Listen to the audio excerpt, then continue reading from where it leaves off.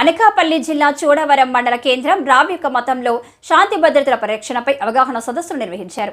Kothakota police circle పరిధిలోని రావిక మతం బుచ్చయ్యపేట, రోలుగుంట మండలాల అన్ని పార్టీల ప్రజాప్రతినిధులతో సమావేశం జరిగింది.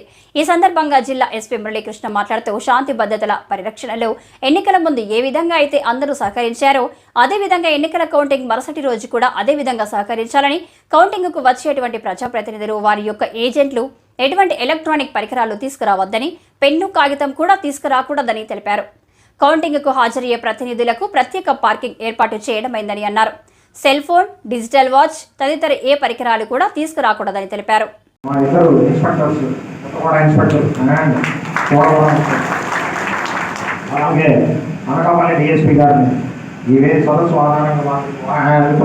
అభినందిస్తున్నాను. సో ఇవి మేము కష్టపడినా ఈ రోజు చేసేదే మీ అందరి సహాయ సహకారాలు లేకపోతే ఈ సదస్సు అనేటటువంటిది అవ్వదు. సో ఇలాంటి సదస్సుకి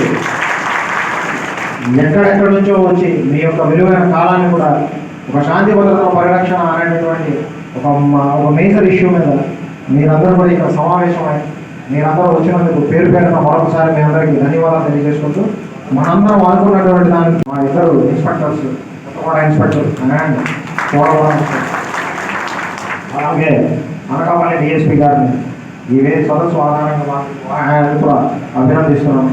సో ఇవి మేము కష్టపడినా ఈ రోజు చేసేదే మీ అందరి సహాయ సహకారాలు లేకపోతే ఈ సదస్సు అనేటటువంటిది అవ్వదు. సో ఇలాంటి సదస్సుకి